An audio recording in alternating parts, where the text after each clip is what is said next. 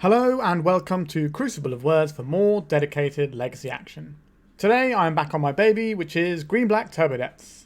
If you're unfamiliar with this deck, I have an incredibly detailed primer for this on my Patreon, which you can find in the description below, where I discuss all the card choices, the cards we're not running, etc, etc. So I'm going to keep the deck tech relatively brief today. Essentially, we are trying to assemble Dark Depths with either Thespian Stage or Hexmage to make a 2020. To do this, we have fast mana, we have tutors, we have protection of two different kinds. So one is messing with their hand, one is messing with stuff on board. Not of this world is protection for the creature. Pithing Needle is protection for the creature from Karakas, but mainly it's there to stop things like wastelands. And then we have our lands here. So we've got a fetch land, basic mana base. So we've got one of each basic. We've got the Bayou, so that allows us to play around wasteland quite nicely until then. We've got a bunch of lands we can find at the right time with scrying and crop rotation, things like Boseiju, Ghost Quarter, Sejiri Steppe as another layer of protection. And we've got lands like Yavimaya and Urborg, which allow us to just have one of these, the Thespian Stage and the Dark Depths, and that lets us go off on turn 3 because the Dark Depths will tap for mana. That's pretty much it for the main deck. If you want more detail, obviously check out the Patreon. In terms of our sideboard today, we're testing out some new stuff. So in my last video, I mentioned that I wanted to try some Inquisition of Kozilek, so here we are. So you go up to 10 discard spells in some matchups. And we're trying out one Sorcerous Spyglass because we can't play 5 Pithing Needles. So we're going to give this a whirl. Basically, these slots, the Leylines, the Decays, the Ouphe, and the Null Rod, are basically fixed in my mind at the moment. Maybe we could trim down one Ouphe. That's one thing we could do, because there's been a little bit of decrease in the artifact decks, but I'm still not convinced I want to trim this down yet. But basically, you've got 3 flex slots, and we're seeing how they play today. So that's it for the deck tech. Check out the Patreon, like and subscribe, and let's play some Turbodepths. If you're looking to play Legacy on MTGO like me, why not try Card Hoarder? They're a rental service that I personally use, and I found them better than other rental services that I've used in the past. So why not give them a try? We're into round 1. We can assemble our combo on turn 3 if we think that's good enough. We're relatively discard proof if we can get through the first turn. We do have a little bit of interaction with Bojuka Bog and Boseiju. I think we will... This one we're going to keep. We're kind of all in on resolving this Sylvan Scrying. But we do have so much interaction via lands here. Opponent's gone to 6 cards. I will keep this. I think last time I played this opponent, I might be mistaken, but I think they were on a slightly slower control deck. So we might be able to get away with what we've got here. So we go Thespian Stage, Lotus Petal. We're casting this now so that if we get hit by discard, because there's so much discard in the format right now, we still have our combo sewn up. The other option there is to wait, because this can delay us a turn. But our opponent just played a land and didn't do anything. So it doesn't feel like they're an aggressive deck here. So we've got time to just ease our way in. Alright, that also helps. I don't really want to play out the Dark Depths until we have to. I'm going to play out a basic forest and a Lotus Petal. So if something goes horribly wrong and we need to copy the forest with our Thespian Stage, we can do that. We can also fire off a Boseiju if that's going to be a thing we need. It'd be nice to have a little bit of disruption for what our opponent's doing though. Looks like we're on a Jeskai control deck. Alright, this is an interesting turn of events. We can play out this Dark Depths, but I don't think we necessarily crack it immediately. Our opponent isn't cantripping for anything, which means they either don't have cantrips or they have what they want. But we'll see. I don't want to just fire this off into open white mana. That feels like a recipe for disaster. We've got a bunch of discard in our deck. We can try and draw it because our opponent's not putting us under a threat and they're not sculpting their hand yet either. Alright, the hand sculpting begins. Why do I say anything? Alright. Mystic Sanctuary tapped. They are displaying white mana over there. I don't think I'm just going to run this right out. That seems foolish to me. We can play out this Yavimaya, but I think if we play out the Verdant Catacombs, we get towards casting this Hexmage, which we can cast next turn. We are looking for a little bit of disruption here. I don't think we can just like raw dog this 2020. Our opponent is very unlikely to tap out here.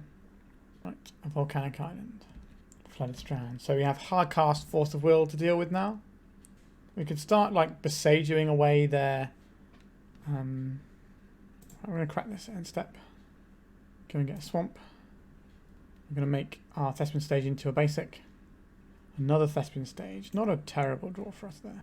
Play this out, and we can deploy a creature, so we can at least start beating down. We're playing this one quite cautiously.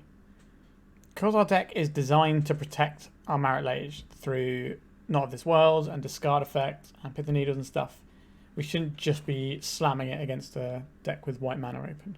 You can see here, Prismatic Ending on our Hexmage. So this suggests to me that our opponent has a white source that they're going to be firing off. Yep, so they have 2 white sources available now. Swords to Plowshares is almost certainly in our opponent's hand. Can I have some hand disruption, please? I think we want to Bojuka Bog our opponent. We do have a crop rotation if we think that's enough. Opponent's only got 4 cards in hand. The Bojuka Bog stops them doing... Okay, so we have a Jace the Mind Sculpture. Interesting. So that's a thing that's just going to sit on the board and cause us issues. If we can Bojuka Bog... Oh, sorry, not Bojuka Bog. Boseiju away a white source that they get off of their Fled Strand. But they can probably just find Tundras here. So maybe we're on Ghost Quartering. But this gets worse for us every turn that goes by because of the Jace. Do we think 1 crop rotation is enough protection? Do we have a choice is the next question. Because they've got Brainstorm Fetch and they're seeing so many cards each turn. I think we just have to go for it right now.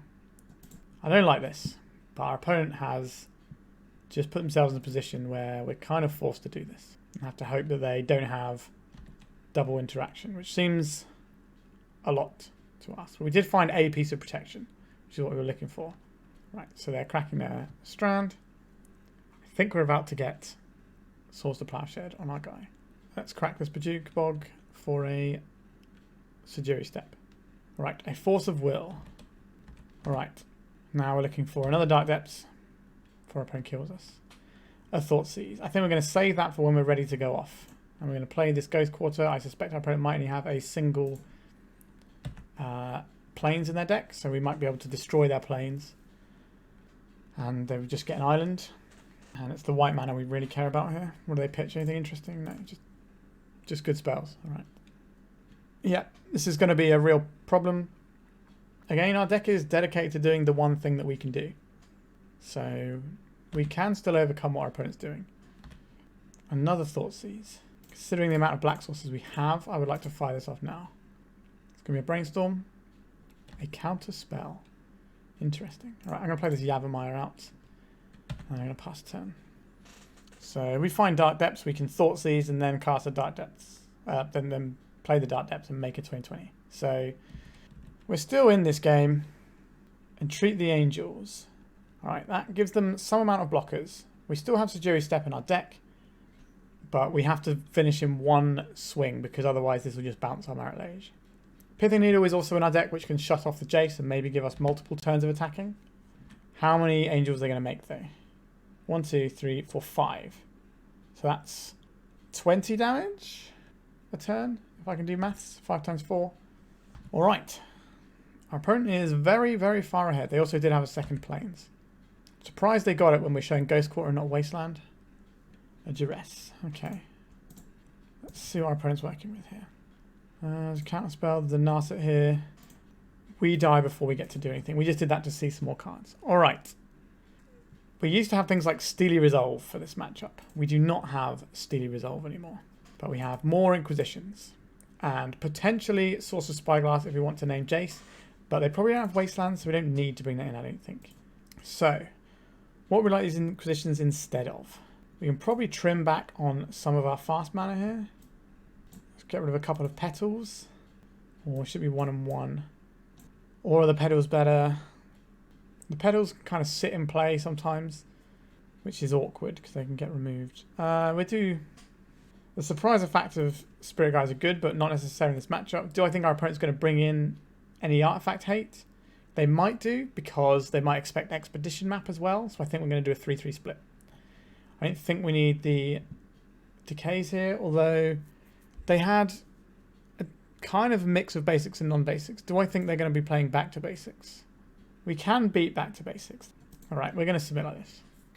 It's Blood Moon that I don't think they're playing. These decks tend to be more on back to basics than Blood Moon. This does not do the things we need it to do. This hand Thoughtseizes into turn 3 2020. That's how I like to play Magic the Gathering. We're going to get rid of this What are we going to get rid of? So we'll get rid of a crop. This can be protection later on, but we don't have a green source right now. And that would take us an additional turn of slowing down. I think we'll get rid of this. Alright, let's Thoughtseize our opponent and try and make some 2020s. Also, we'll brainstorm Surgical Extraction, Plow. We'll get rid of the Plow. We currently have the rest of this hand beaten. There's the Tundra. We're going to see the Ponder here. There it is. Let's see if they shuffle or not. They chose not to shuffle their library. That's very rude. Another Thoughtseize there. Alright. We will play out a Thespian stage first. Get our Thoughtseize going. They can Force of Will this. They found a Plow. They did not find a Plow. What do I care about here most? Probably the Brainstorm. And then we just have Dark Depths next turn, and will that be good enough or not? Interesting they put the Entreat in their hand though. Alright. Which makes me think they were protecting something useful on top of their library. Can we...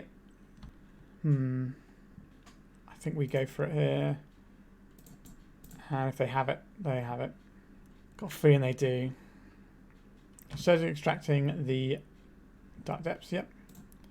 They might just be doing this to get information to see our deck before they scoop. That's the hope. Did they find one of their other plows here? They did. Right, we'll concede the game. Yeah, so when these sorts of decks were more prevalent, we used to run Steely Resolve in the sideboard, which you just put down and just blank all of their removal for a long time because they're going to board out their prismatic endings usually against you. That was pretty good. But these decks haven't been very good for a while, so we've kind of boarded those out. And like the mono-white initiative deck became a red-white initiative deck, so it became a bit of a different beast. But maybe we need to look to Steely Resolve again. Alright, let's go to round 2. Alright, seems like a keep to me. We have a turn 3 combo with hand disruption along the way. We also ignore counter spells with this hand, but we can eat it a little bit to wasteland. That's the nature of the deck we're playing sometimes. There's a Saga, okay. Probably not wastelands in this deck. Mox Opal. Oh, are we Saga Storming? Or are we 8 casting? Oh no, we're doing a whole other thing here. Okay. Grim Monolith. Are they just gonna... They got 1 card left in their hand. Wonder what that card is. Do you want a Duress or Thoughtseize? I think we want a Thoughtseize. Okay, it's just an Ancient Tomb. So our opponent's hand doesn't actually do anything. Do you want to play out these? I don't think it hurts. We could have done a slightly quicker one if we didn't want to Thoughtseize our opponent's hand there. We could have just played Thespian Stage and 2 Petals, and then the next turn we play the Dark Depths and go off. So we have delayed ourselves slightly. Sylvan Scrying, you say. Do you want to fire this off to get anything here? I don't think so. They could get a Pithing Needle here off of their... Yeah, they could get a Pithing Needle here, so we're going to go and get a Boseiju first. Because the Pithing Needle can name Thespian Stage, and that would be irritating. So they're going to make a construct. We don't really care about the constructs too much. Like, they're not going to be small, but our thing should work or not before then. Let's see what they get out of the Saga here. They might not have a Pithing Needle. They might just have something that adds to their combo, like more keys. Yeah, another key. What have they found? Defense Grid. So we can get bashed up for 8 this turn, but next turn we have a 20/20 to block with. So we need them to not have enough. We do get to blow one up for 1 mana as well. Alright, this is what we're doing. So we block one of the constructs. We can Boseiju the other construct as well. So that's not going to be a problem. It's a case of, do they have something like the One Ring here? Or are we just... Okay, they're giving this guy unblockable. That's fine. Giving the other guy unblockable. That's also fine. Love me some Boseiju. This costs 1 less because we have MARIT LAGE. That turn we got the Boseiju looking pretty smart about now. No basics in our opponent's deck, as expected. Alright. Big Squiddly Diddly getting it done. I would like 2 Collector Ouphe, 2 Null Rods. I don't think discard is that useful on the draw here because they vomit their hands so quickly. But Sorcerous Spyglass is another way of shutting down some of the scary things, and these Abrupt Decays are also good. We are not going to need Not of This World here, And I think some of our discard options are probably less useful here. Certainly on the play. Oh, sorry, on the draw. We don't need Bojuka Bog actually, so we can probably trim that and keep another Thoughtseize in. We do need the Boseiju. The Ghost Quarter is going to be useful. Yeah, I think this is about where I want to be. Let's just make some oofs. So we need to name Karn, the One Ring, and Mystic Forge. The things that, well, we don't really need to name. If we just name Karn, that's going to do a lot of the work for us. But as a saga as well is another thing. What does our hand do? We got some Pithing Needles. Do we think we are just going to disrupt them here? We have our combo here and some disruption. I'm going to keep this and just fire out a bunch of Pithing Needles and annoy our opponent. If they play a saga, we name saga first. If they don't, then we probably name the One Ring or Karn. Alright, 2 mana. Defense grid. We don't care about defense grid. We could Thoughtseize our opponent first. I like that. Let's try and collapse what they're doing over there. The One Ring, Karn the Great Creator, Basalt Monolith. Interesting. Very interesting here. I think I want to take the Karn.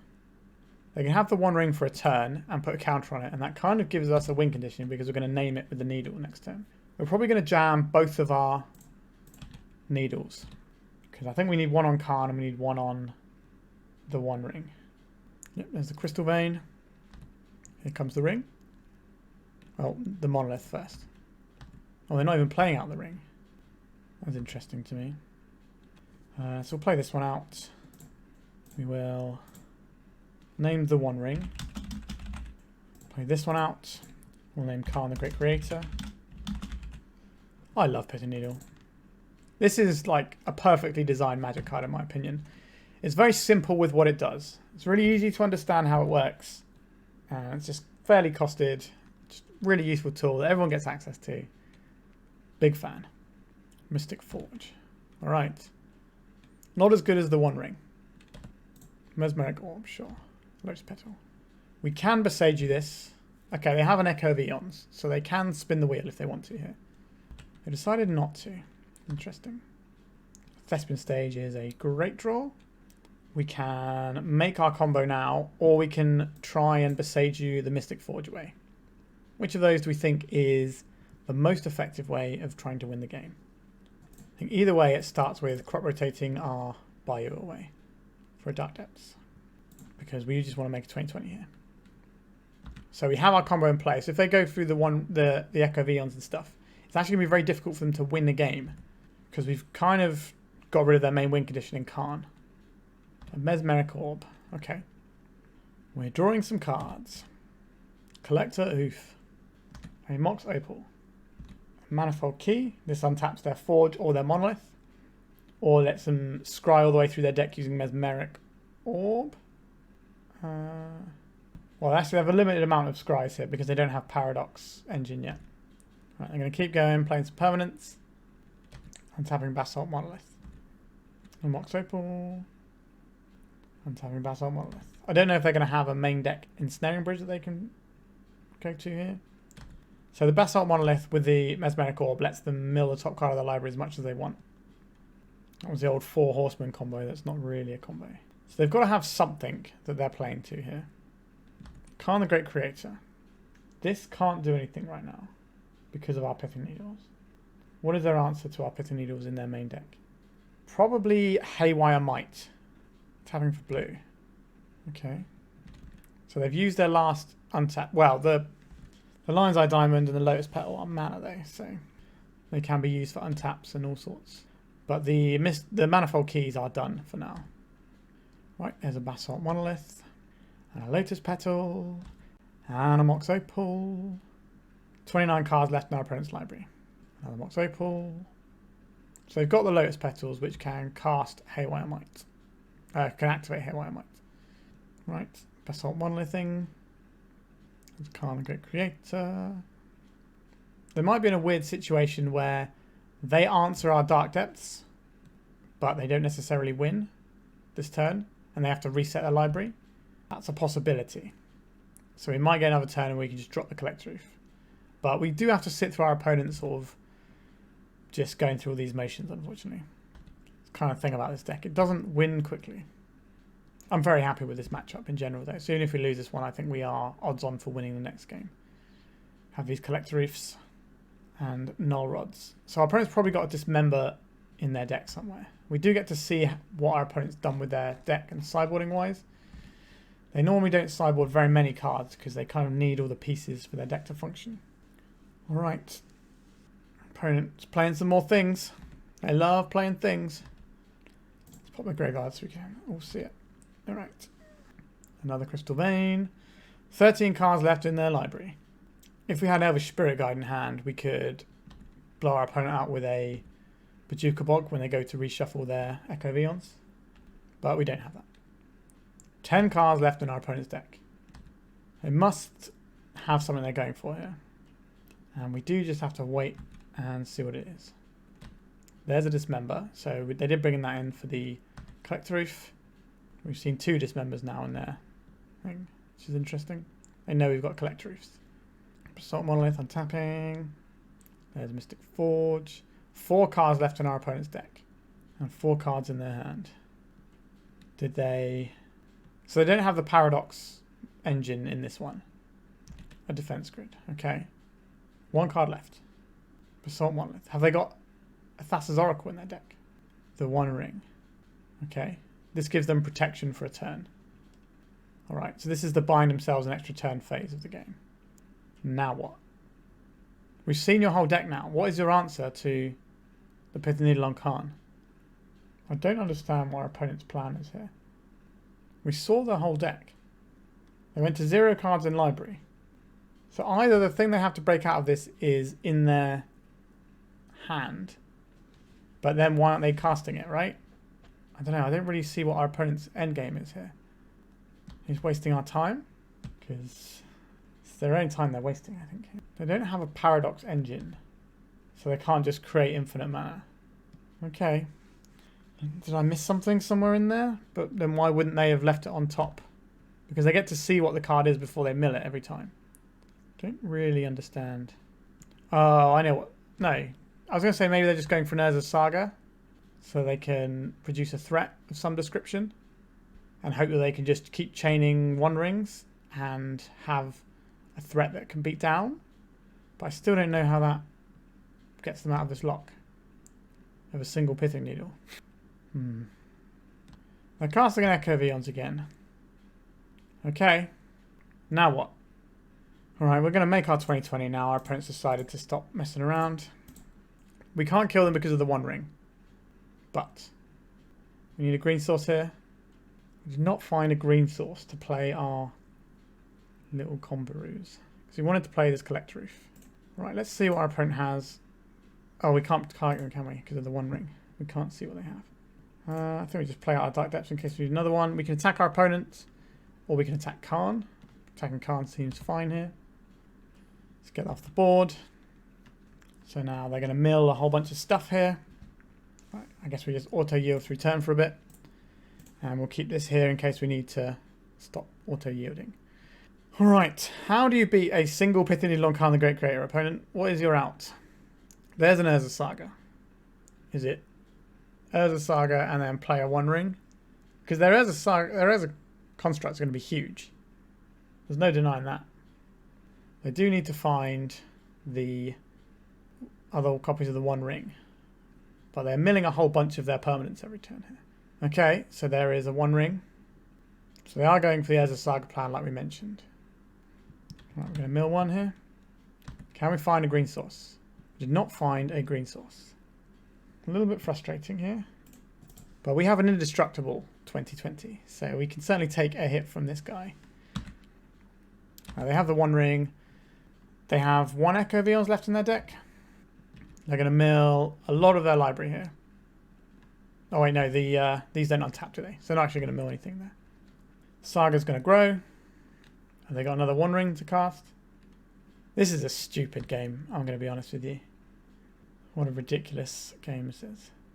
So if we name Khan and Urza's Saga, I don't think our opponent can win in post-board games. Exciting. The One Ring, sure. So what they can do is they can use the Manifold Key on their Urza's Saga to make it unblockable. So they do have a pretty viable way of winning the game here. 1, 2, 3, 4, 5, 6, 7, 8, 9, 10, 11, 12. I think they have enough artifacts, right? Yeah, I'm going to count 22 artifacts. 23 once they make their Saga construct. So they can get there here. But they're having to work very hard for it. And at any point we draw a green source, they lose the game because they don't get to activate their manifold key. I guess they can make 2 constructs. But I don't know if they can shuffle those rings back in or not. We also do have an Abrupt Decay, which we can do some things with. 10 cards in their library. Alright. Did you find a green source? We did not find a green source. They are protected from everything right now, which is awkward. So they make a guy and they make it unblockable and they kill us. We are very unfortunate to lose this game, but we've got a third game and our deck should smash this every day of the week, really. Yep, so they're going to make their guy unblockable. Very unfortunate there. Alright, yeah, our deck's just very good. Maybe we want some Duresses, Inquisitions and Thoughtseizes back in for this game. That is potentially an option. Is that going to be more important than Abrupt Decays here? So you can just take them off of whatever they're doing early on. Although Abrupt Decays can help us against a bunch of things that they might have. I think we'll bring in a 4th Thoughtseize and only have the 3 Decays here. We could board in the Leylines to stop their echoes, but we're just so good at this matchup, we don't need to overboard. What does this hand do? Doesn't really do anything I want. It's not very exciting. Let's go a bit lower. Alright, so we have a Pithing Needle, we have a Thespian stage. We can keep this. Get rid of Ghost Quarter and Lotus Petal. I think we go turn 1, Thespian stage, Pithing Needle, make... Is this on Khan, the Great Creator? I think it is. Right, so they have the Urza Saga. Pithing Needle on Urza Saga looks pretty good to me. We've got our Dark Depths. We've shut down the only 2 win conditions in their deck. They didn't show us a Haywire Might, but that might be because they didn't bring it in. There's a Lotus Petal. Another Urza Saga. Sure. A Defense Grid, we don't care about that. It does give them Metalcraft though. And just gives them another artifact to do stuff with. We will play this Dark Depths. In response to our opponent's Urza Saga, I think we will make our guy here.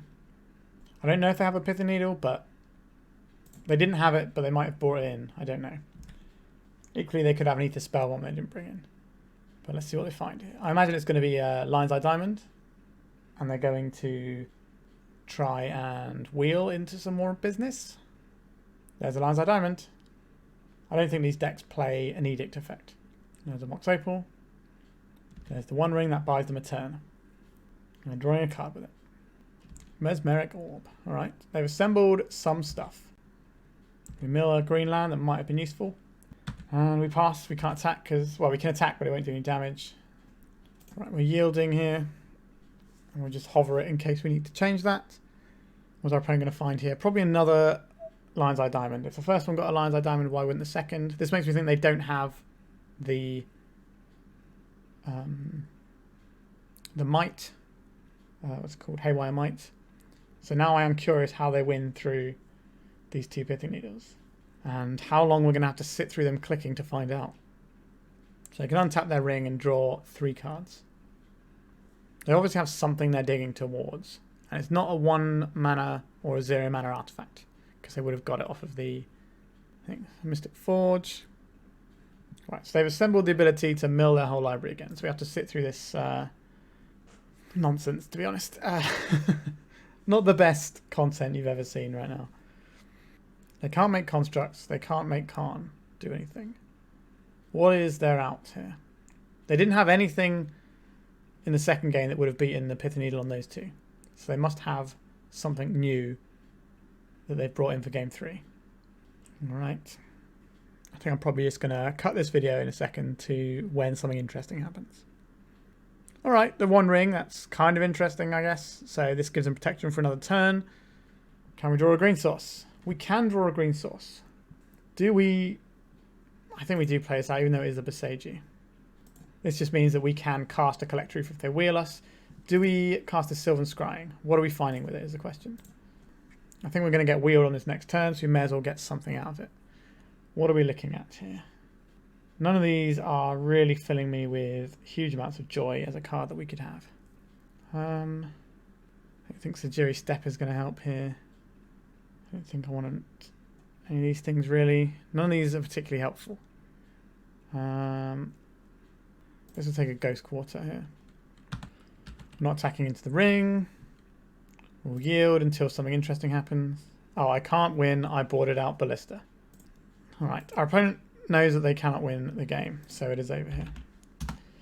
Whew, that was a very long game where not actually a lot of important or interesting things happened. So, but yeah, this matchup is very easy for us as a general rule. We have 4 Null Rod effects which they can't beat, and as you saw, 2 Pithing Needles beat them as well. So yeah, pretty happy with that one. Let's go to round 3. This opening hand requires 2 mana sources or 1 Urborg. We have protection with the Pithing Needle. Most of our deck is mana sources. We'll give it a whirl. We also are on the draw, so we get multiple draw steps. We do have the Pithing Needle for Wasteland. This hand seems acceptable. A Dragon's Rage Channeler. That's a thing that can block MARIT LAGE at some point, perhaps. Alright. Didn't draw mana. Let's cast a Pithing Needle. Wasteland, here we go. So, I can't Wasteland us. They have, depending on which build of Delver they are. If they're the straight up blue-red build, they might have a Brazen Borrower. If they're the black splash for the Grixis, they might have 1 Shouldered Edict. It's very rare they have more than 2 answers. Ponder, sure. You can just yield through this turn. Alright, they milled over a Flooded Strand, and they're going to have the Artifact and the Ponder, so that's 3 of their 4 types to turn the Dragon's Rage Channeler on. The longer that we don't draw the mana, the scarier our life total becomes. Brazen Borrower not going to impact us too much here though. Just need to find a cheeky Urborg. And we're all golden. Right, we'll take 1 whole point of damage. And we'll draw like an Urborg or something and be happy. A Lotus Petal. It's close, isn't it? Play our Dark Depths. And do we want to play another Pithing Needle here just in case something happens to our first one? Or do we want to stop Mishra's Bauble from happening? Or do we want to hit Scalding Tarn? I don't think our opponent's going to have an answer for the... Do I care if they get to Scalding Tarn? If they have Shouldered Edict, I do care. We'll name Scalding Tarn. If they have like a removal thing, they're probably going to save it for the MARIT LAGE. And we don't really care about that. So we're looking for any mana source off the top of our deck and we win the game. Oh, Flooded Strand. Alright, so they're lightning bolting us to try and flip this to get as maximum damage in as possible. Orcish Bowboys, that turns it on. So we're going to take 6. And we just need to find a land and then we win the game. Unless they can deploy a Murktide, that can block. Give us a land. Not a land.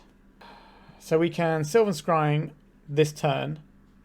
If it resolves, then we can definitely go next turn. If it doesn't resolve, it's going to be very hard for us to go next turn. We'll only have 5 draws in our deck that are actually alive. So I think the correct play here is to not do anything and try and draw the land. Statistically speaking, if we cast this and it fails, we can't play around a daze. Our opponent hasn't had an opportunity to use a daze or a Force of Will yet, really. I think we just have to pass. So we take 6 this turn, and then we take 3, but with a 20/20 to block with. So we finish the game on 1. Okay, if they have Orcish Bowmasters, that's game over, I think, right? I think we lose that one. That was really annoying. Yeah, we had a land there. Alright, so in the Delver matchup, there are various options we have available to us. I think Sorcerous Spyglass on Wasteland is something I'm interested in here. That's one of the things I'm curious at testing. Because we saw black, I don't think they're going to have the Brazen Borrowers. I think they're going to have the Edicts. So cut Wastelands off, disrupt their hand to stop the other thing, and just be faster than they are. That seems like where I want to be. This hand doesn't have access to making a 20/20. We can do better. This hand does make a 20/20 with protection. Alright, we'll keep this. I think we'll throw back 1 Verdant Catacombs and say done. We lead out on the Urborg. We've got the Spirit Guide in case they wasteland here. There's a bauble. I'm going to get some information before they decide what to play land-wise. This suggests to me that they might have a wasteland and they're working out if they want to use it now or not. Getting as much information as possible before making a decision. There's an underground sea. There's a ponder. Alrighty. Can we deploy our Hexmage without getting counterspelled? We can pay around a daze here. Let's see what we draw. A Lotus Petal. Right, we'll play out the Lotus Petal. Can be useful. We'll play out the Dark Depths. We'll play out this Vampire Hexmage. We will pass the turn. In our opponent's upkeep, we will make this to play around Wasteland. Am I going to wish that I had a Kalni Garden in my deck right now to go and get a token to stop Sheoldred's Edict from killing us? A bauble. This is another draw to find an edict. There's a Wasteland that we played around. Petty Theft. Alright. We got a daze? I do not. Alright. More like it. They did keep the Petty Theft in, so they might not have the edicts.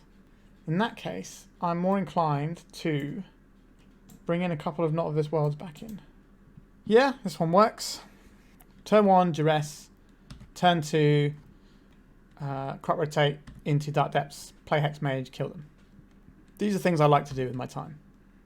What are you working with, opponent? Just a daze and some Bowmasters. That hand is not going to get you there, I don't think. We get to see what they flip here as well. A Force of Will with no blue card. Excellent. There's the Flooded Strand. Take 3 here. Some fast mana would be nice here. A Pithing Needle, not fast mana. So we play out the Bayou. We crop rotate the Bayou. Get the Dark Depths. Cast the Hexmage. We make this in their upkeep. They're just going to cast the Bowmasters now. If they go to ping this, then we can also deny them a token. Not that that should be what matters here. They're going for our face. Like, we're going to make this in their upkeeps. Might as well make it now. It doesn't really matter. 1 times 2020. They have 2 draws because they can chump block with the Insectile Aberration for a turn. 2 draws to find what might only be a singleton in their deck. They drew a Brainstorm for top. That's a good start for them. And they have a fetch land, so they're not going to be locked under it either if it goes wrong for them. There's a Wasteland. We're losing our Urborg that we don't care about. They don't really attack here. Over to us. Not a Sejiri Steppe, as it turns out. Right, we'll play this Urborg. Play this. A daze. So they know the top card of their library. Do I name Scalding Tarn so they can't shuffle? Or do I just name Wasteland here? I think we name Wasteland. Go attacks. Here's the chump block. What do you fancy, opponent? A concession! Excellent. So we are 2-1 now. Delver matchup, in my experience, is pretty decent. They didn't have Sheoldred's Edict, which is one of the more annoying spells to deal with because you can't like crop rotation it to protect because it doesn't target. Alright, let's go to round 4. This opening hand does not make a 2020. This opening hand does make a 2020 with 1 layer of protection. I will keep this and I will sling back the Verdant Catacombs, I believe, in case we need the Boseiju to blow something up. Which of these cards is the one that we play now? The one we play now is Urborg, because if we draw Vampire Hexmage, we can go on turn 2 instead of turn 3. Alternatively, if we play the Thespian stage out and we draw another piece of fast mana, we can go on turn 2 as well. There is a Wasteland. Sure. Bit rude. I'll bet it's Dark Depths. We have 2 of them. If they want to Wasteland it, it's not the end of the world. A Tundra. Okay, so we're going to have to deal with some white mana nonsense this game. Very sad. Another Dark Depths. We do like the Dark Depths, don't we? So next turn we can make a 2020. And it might surprise our opponent because one of the mana for it is going to be fast mana from our hand. A paying cost at end of turn to do something. Just an end of turn Brainstorm. So the reason for doing that is if they are looking for their second land drop or they have a 2 mana play they really want to make. Alright, they're just going for Stoneforge here. Okay. We will make our 2020 around this Wasteland. Pretty excited about that. And we have 2 bits of protection here. So this copies this. Keep this one. And pass the turn. We have 2 Not of This Worlds for you to get over. So you need a kill spell and some other stuff. No. Tribal instant Eldrazi. How do you like them apples? Love it. Alright. This is unfortunately going to be a bit of an awkward one. I think we would like these Inquisitions of Kozilek in. And there's an argument for the Sorcerous Spyglass to name Wasteland. I don't think we need Bojuka Bog in this matchup. So we can take that one out. Boseiju is a green source, so I don't want to take that out. As a general rule, we don't remove that one. So we need to find one more cut. I'll take the Petal. The instant speed banner is so useful at messing with your opponent's calculations. I think we just want a little bit more discarding. Let's see how we fare with this. Do we think our opponent's playing back to basics? They're running Wasteland. You normally wouldn't see those in the same deck together. So I'm going to submit like this. And if we have to readdress things later on, then we can do that. Because we won the first game. Our hand doesn't really play ball, so we're going to mulligan. It's a bit slow. But this matchup is a bit slow. And we have some Hex Mages. We've got some tutors, and we've got a Pithing Needle, so I like some of the access to things we have. I'd love to draw a basic land right now. That would be excellente. Okay, so we're going to just play hang this Bayou out. If they go to hit it, we're just going to crop rotate it into an Urborg. Island Cycling. Love this card. Let's see if they want to hold at their Wasteland or not. Now, they can counter our crop rotation, but it's just trading some resources here and there. There's a Tundra. They're going for a threat here. They're going for a threat. Interesting. Getting a Cauldron here. We are getting a Cauldron. I don't think I want to crop rotate here. I could do. If it goes wrong, we just lose the game though. But how are we winning this game if it... No, I think we need to just draw another card here. Alright. That's not a bad one for us there, is it? So we get this one. Can be our green source.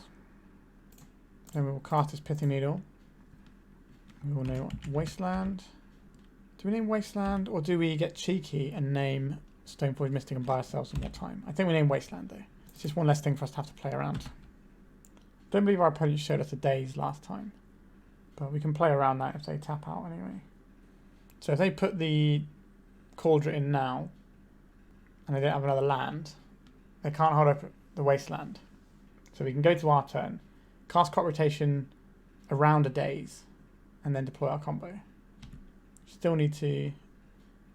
Alright, this is fine. We have these crop rotations that we're waiting on. Inquisition of Kozilek. Interesting. I would like to Inquisition my opponent here. No targets. And many Force of Wills. Yuck. Right, we'll play out this Dark Depths. How are we winning this game? Our crop rotation isn't going to resolve. But if they Wasteland us on their turn... This Grease seems really at odds with the rest of the stuff that their hand does. They only have one Force of Will here. I think they might just snap off this Wasteland. Which is kind of what I want to happen. Our opponents should be able to win this game though. The tools they have at their disposal are pretty good here. In for 6. Yep. We need our opponent to move first on the Wasteland. Double Wasteland. Yuck. An Urborg. Let's cast this Vampire Hexmage. This is going to meet with a Force of Will, perhaps. Alright. See how we do here. This is a lot to navigate around. Thespian stage. Alright. That's quite a lot of stuff right there. We have a lot of ways of making a 2020 right now. So we go this, they Wasteland it. Then we do this, and then we Thespian stage. Or we do Thespian stage first. I think we do this in our opponent's upkeep. I think we'll do it with this first. See if this gets any action off of them. Now the problem here is they can just let the triggers go on here.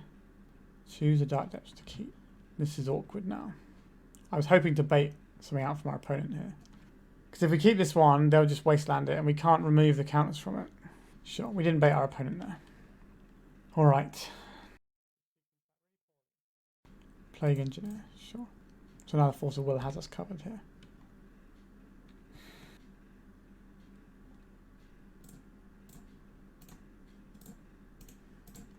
To be fair, this trigger is always going on the stack, so maybe we're never getting there. I just had too many layers.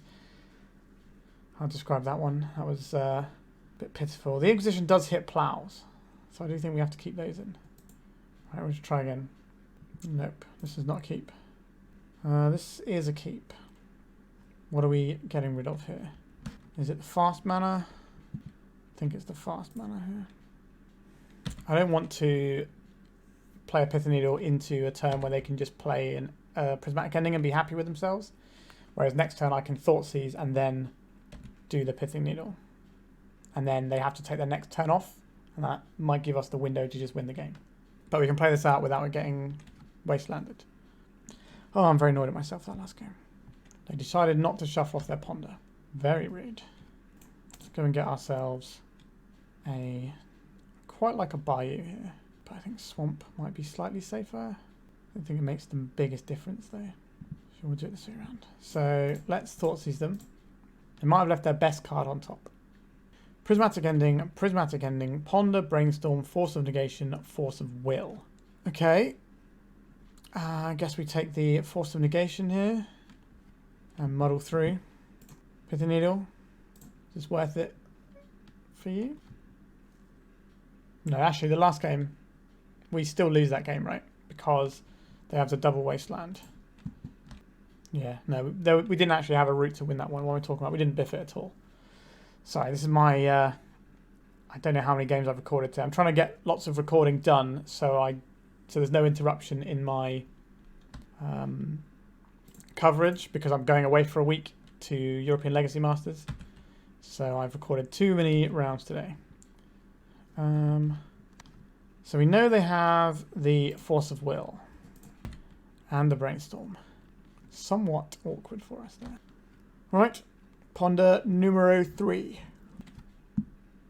They shuffled this time. Okay, that's something. There is a Wasteland for a...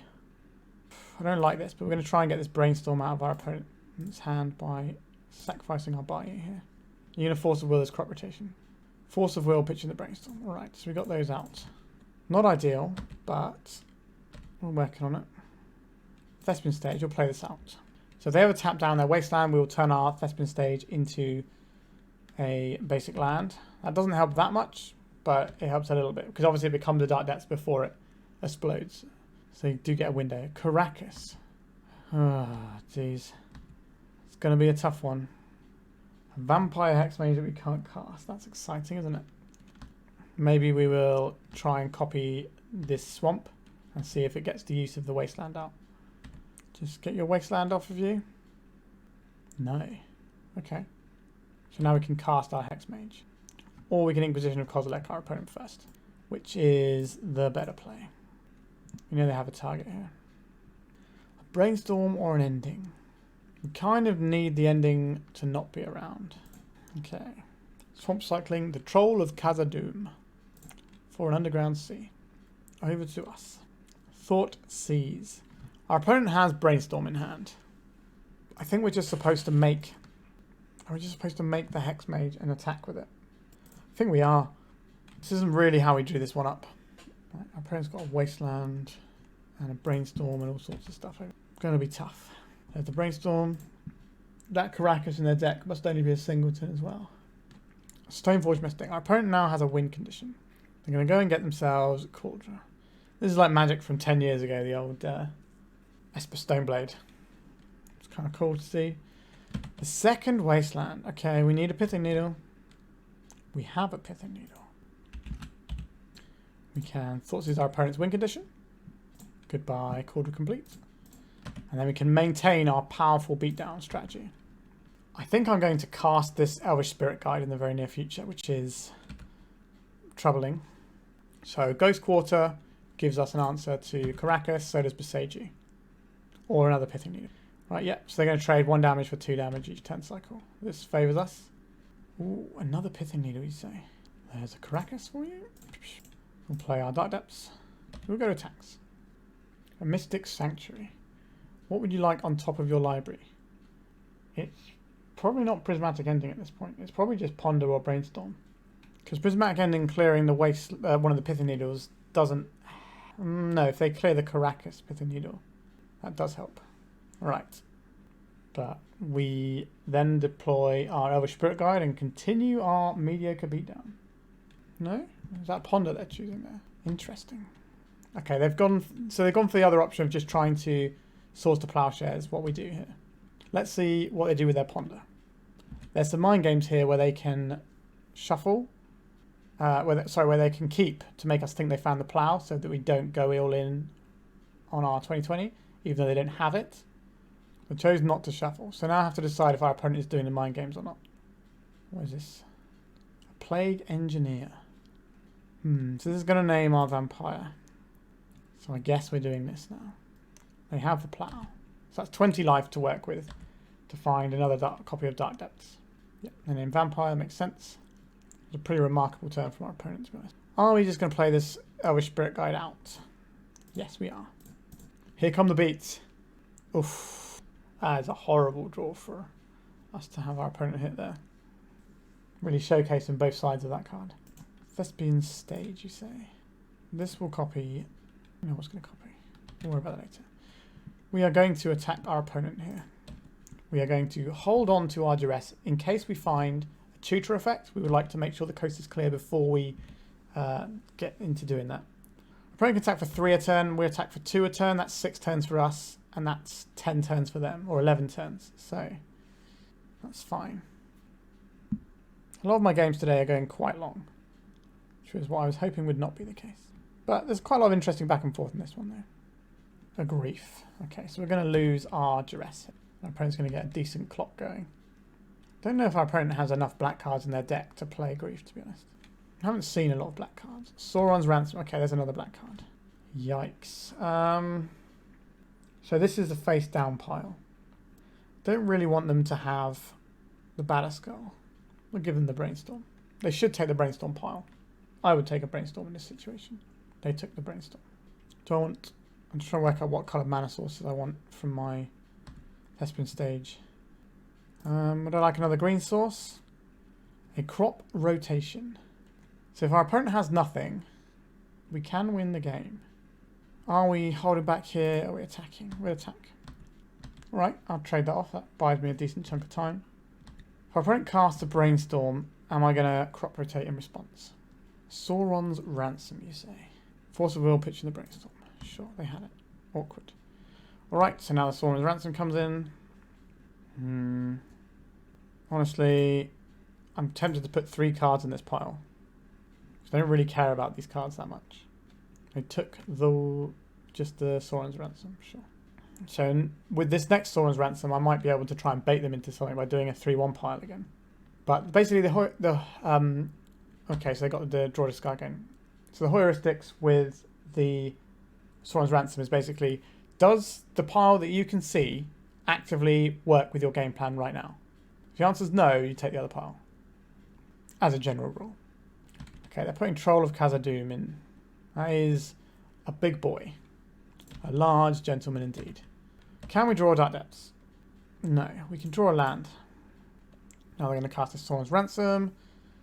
Just going to go... oh no, maybe not. Oh no, did they put the Sauron's Ransom in the... Lorien Revealed. Yikes. We have nearly reduced our opponent's life total to 0 in our deck that doesn't nickel and dime people. It tends to just go whole hog for 20. Prismatic Ending on Wasteland. Sure. Yeah, our opponent had a couple of opportune draws at the right moment, and that set us back. That is the nature of blue decks. The Wasteland, Caracas, Plow, Counterspell deck is going to be a lot of angles for us to try and best. Right, we have an Urborg. So 6, 7, 8, 9 damage. So it's a 2-turn clock. We can make 2 copies, but they have 2 Wastelands. So as long as our opponent doesn't act first, we can't win this game unless we draw another Pithing Needle. I'm not sure what our opponents are taking their time about here. They should just turn their guys sideways and move on with life. Alright, here's the guys going sideways. We have 1 more draw step available to try and win this game. We can't block the Troll. We can block this and take 7. Another Lorien Revealed. Sure. That's pretty terrible. We use a triple Wasteland. Yuck. We're not dead.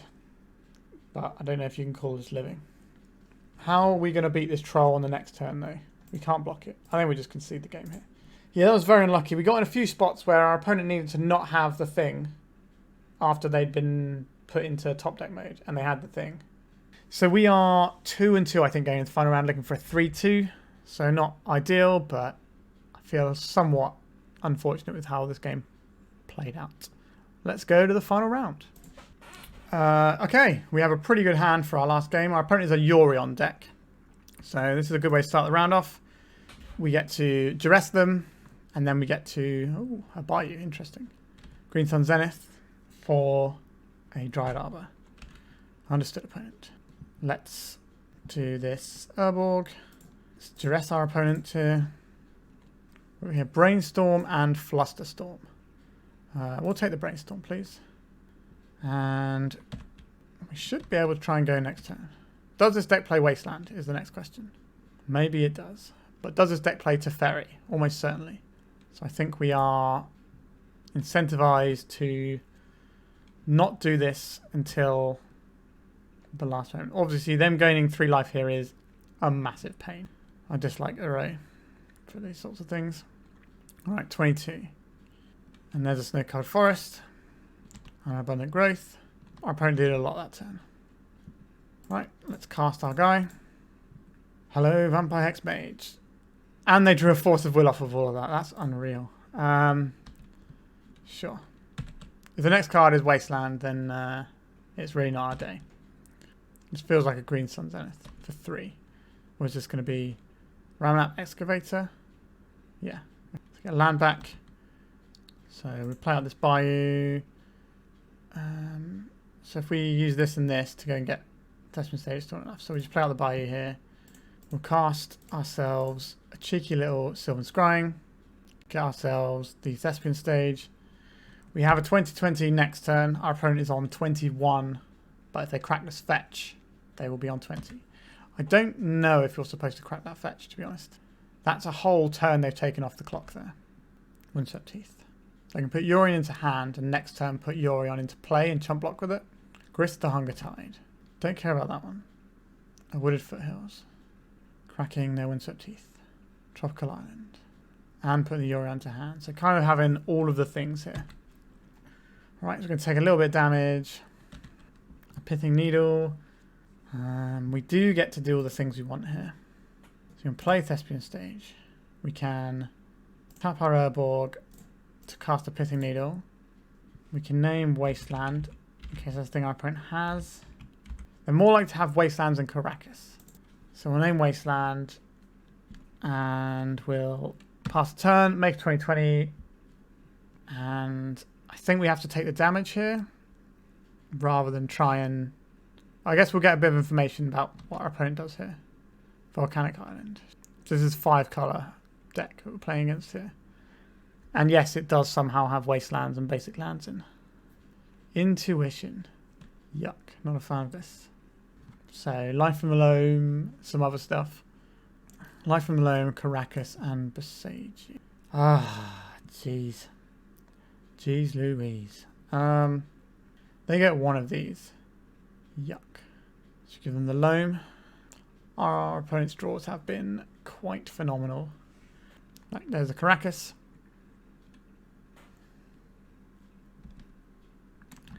Thoughtseize. This does not help us. It does take off the Yorion at least. And leaves them with only lands. Alright, let's play a 2-2. Our opponent's draws have been pretty unpleasant for us over here. There's Wasteland, we have that covered with the Needle, but our opponent can probably blow that up at some point. There's the Euro. That puts them up above 20 life. I'm going to get clocked by this Ramnap Excavator for 2. And we need to draw something real good here. Bojuka Bog. I enjoy how this is one turn late. I think I'm done with this one. Alright. I am pretty knackered, but we've got one more game to go. Well, maybe 2. I would like Sorcerous Spyglass. It feels important. I think the Inquisitions are probably also going to be useful here. Not This World is also useful. Maybe it's the Lotus Petals that go. Play a slightly slower game with more bits and pieces going on. They're going to have a Collector Ouphe that they can go and get. They'll probably leave it in case we're running Expedition map. We could bring in something like Leyline of the Void, which stops Uro coming back and stops Life from the Loam. But things like Pithing Needle and Sorcerous Spyglass stop every copy of Pithing Needle, of every copy of Wasteland. So this hand is no good. This hand is asking a lot from these crop rotations into a blue deck. This hand, on the other hand, is much nicer. Two of these have got to go, though. Because we take this out and we lose the Verdant Catacombs. Their wastelands are going on our special lands, not our little bits and pieces. Alright, let's see what we can get with this Duress. Alright, our opponent's hand is relying on a wasteland a little bit. There's a wasteland. They're going to crack off immediately. They are, sure. I Thoughtseize. We will play... play the Thespian stage. Means we can cast spells next turn if we draw something like a Sylvan Scrying. Misty Rainforest. They drew a play. An Abundant Growth, sure. A Ghost Quarter. I think we will play out Ghost Quarter. And then next turn we can play the Dark Depths. And we have the combo, but it will be hidden because our opponent won't know that we have the mana to do it. And then it'll either work and we'll go to game 3, or it won't and we'll go to bed. And that's pretty much the access we're operating on right now. Alright. How much are they going to play around something we could have here? Feels like they are playing around it. I don't think it gets better in this matchup. We don't have things like Steely Resolve to rely on anymore.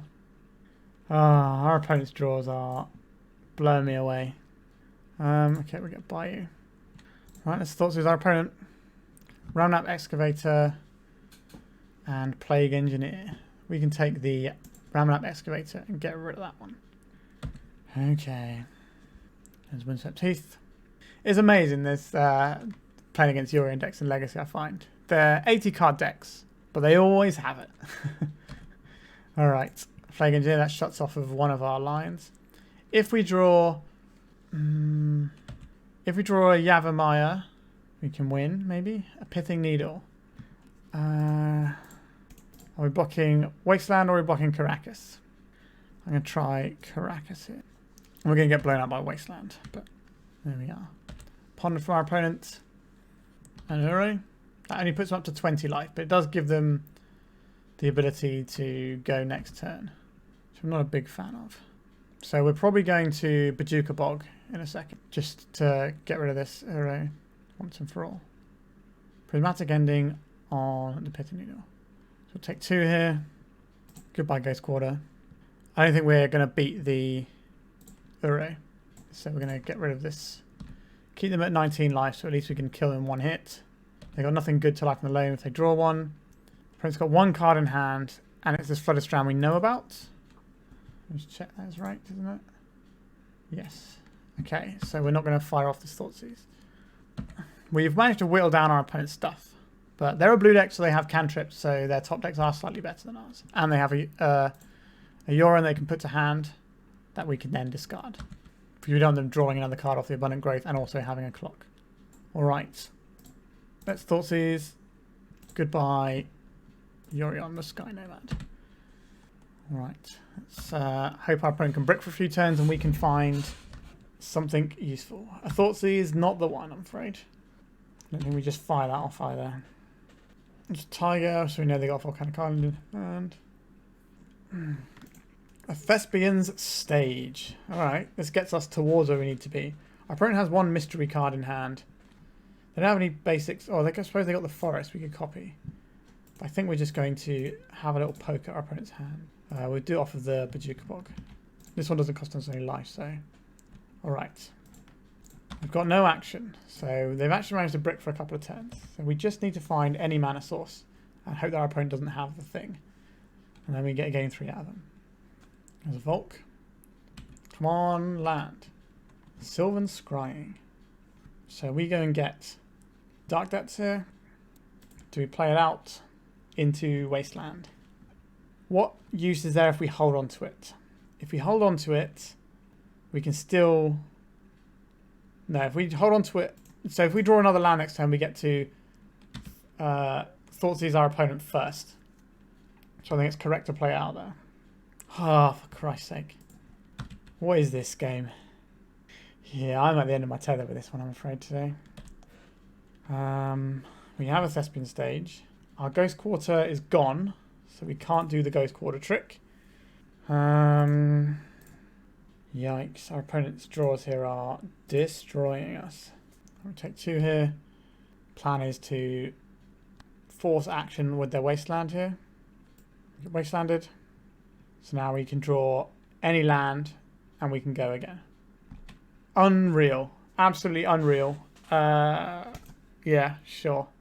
Whew. I try to be upbeat sometimes, but that whole round was incredibly infuriating. So like they had their sequence where they went through, drew a load of cards, finished up with 1 extra card than they had before that happened to be the Force of Will. That's won the game, and then they draw the Caracas at the right time. They drew Wastelands at the right time. Oh yeah, that last round was one of the most infuriating games of Magic I've ever played. Alright. Let's talk about the deck. So, the wrap up for the deck today is going to be more about the format than the deck itself. So, today we played against a lot more slower, control-y decks, which is something that has kind of gone away in the meta now. Or had until recently.